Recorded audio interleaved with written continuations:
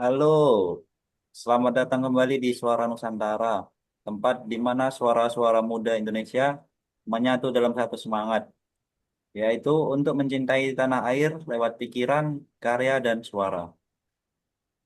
Hari ini kita punya topik yang keren banget dan penting tentunya. Jadi kita bakal bahas bagaimana visualisasi bangsa itu bisa bikin kita menjadi cinta sama Indonesia. Tapi tenang, ini bukan obrolan yang berat. Justru ini menyenangkan. Iya, betul.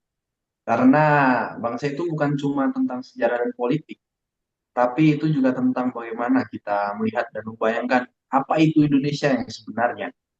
Entah itu lewat gambar, simbol, warna, dan seperti cerita visual yang dapat membuka hati.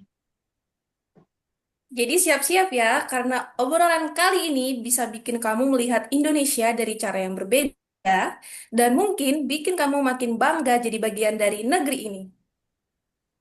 Baiklah, kita menuju yang pertama, yaitu ada yang harus kita pahami terlebih dahulu. Visualisasi bangsa itu apa sih? Nah, jadi visualisasi bangsa itu sendiri adalah cara bagaimana kita membayangkan dan menampilkan wajah bangsa kita sendiri. Bukan cuma soal bendera merah putih aja loh, tapi juga tentang budaya, alam, perjuangan, dan karakter bangsa yang terlihat. Contohnya, lihat saja baju adat kita ini yang berwarna-warni. Rumah-rumah adat yang beda dari Sabang sampai Merauke. Atau batik, wayang, tarian, hingga kuliner. Semuanya adalah visual yang mewakili jati diri kita sebagai bangsa Indonesia. Dan jangan lupa, seperti arsitektur, film, mural, bahkan feed Instagram tentang Indonesia juga ikut membentuk cara orang melihat bangsa kita, baik warga lokal maupun dunia internasional. Nah, setelah kita paham apa itu visualisasi bangsa, selanjutnya adalah visual seperti apa yang bikin kita makin cinta dengan tanah air. Kalau menurut aku sih ya, visual yang paling kuat itu yang jujur, terus menyentuh. Misalnya foto anak-anak Indonesia yang di perbatasan, tapi mereka tetap semangat tuh menjalani sekolahnya, meski fasilitasnya minim, atau video tentang gotong royong warga dalam membersihkan lingkungan. Ya, tadi yang dikatakan Dima itu benar. Visual yang menggambarkan keindahan dan perjuangan. Kayak pemandangan alam Indonesia, yang itu pun luar biasa bagusnya. Tapi juga kehidupan masyarakat yang penuh semangat, walaupun mereka itu penuh kekurangan dan tantangan. Dan kadang tuh hal kecil justru punya dampak yang besar nih. Contohnya, ketika kita melihat seorang ibu-ibu penjual makanan tradisional di pasar yang tetap tersenyum meski cuaca di luar tuh sangat terik. Nah, itu menggambarkan kekuatan dan ketulusan bangsa kita.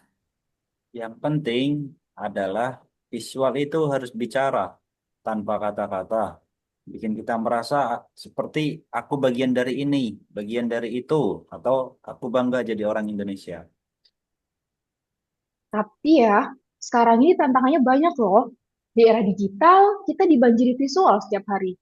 Dan itu nggak semuanya positif. Banyak konten yang justru bikin orang makin sinis sama bangsa sendiri. Iya, itu ada benarnya itu. Kadang itu Indonesia itu digambarkan sebagai suatu tempat yang ribet, entah itu kotor, penuh konflik. Padahal itu tuh hanya sebagian kecil dari kita sebagai bangsa Indonesia. Masih banyak keindahan dan harapan yang gak kita angkat dari cerita tersebut. Makanya nih, penting banget buat kita sebagai generasi muda buat jadi pencipta sekaligus penyebar visual yang membangun. Entah itu foto, video, desain, bahkan story pendek di media sosial. Kita ini punya akses kamera loh di tangan kita yang gampang sekali digunakan. Setiap kata bisa jadi visual untuk storyteller. Dan cerita yang kita pilih untuk ditampilkan bisa menentukan citra bangsa ini ke depannya. Coba deh bayangin, kalau misalnya kita bikin kampanye nasional Nah, isinya itu visual dari anak-anak muda di seluruh Indonesia tentang budaya, solidaritas, alam, atau tentang Indonesia dari sudut pandang masing-masing. Hmm, pasti keren banget itu. Bukan cuman keren sih, tapi bisa menyatukan. Karena kita itu sadar, meski beda daerah, beda logat, beda warna kulit, kita itu punya rumah yang sama, yaitu Indonesia ini sendiri. Dan kita tuh bisa mulai loh dari hal yang sederhana seperti kayak mengabadikan nih momen gotong royong atau dokumentasi seni-seni lokal, budaya lokal atau bisa nih kita buat desain yang mengangkat keindahan bahasa daerah. Nah, itu sudah menjadi aksi dari cinta terhadap tanah air. Indonesia itu sebenarnya indah sekali, tapi keindahan itu harus terus disuarakan, baik dengan lensa, kamera, karya, suara, visual yang membangun. Dan itu semua ada di tangan kita dan sangat mudah untuk diakses.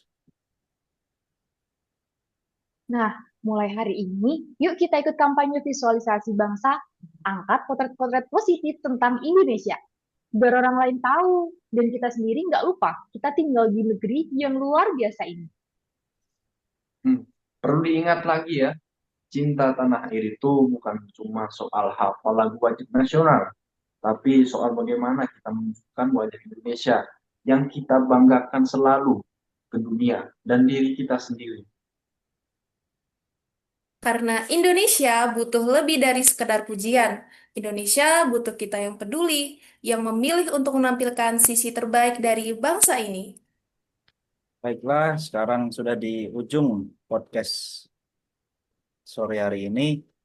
Akhirnya saya ingin mengucapkan sampai ketemu untuk episode selanjutnya. Terus berkarya, terus menyala, dan jangan lupa suarakan cinta untuk Indonesia. Ini suara kita, Ini ini suara suara bangsa, kita, ini suara ini bangsa, suara ini Nusantara. suara Suara Nusantara. Nusantara. Kita antara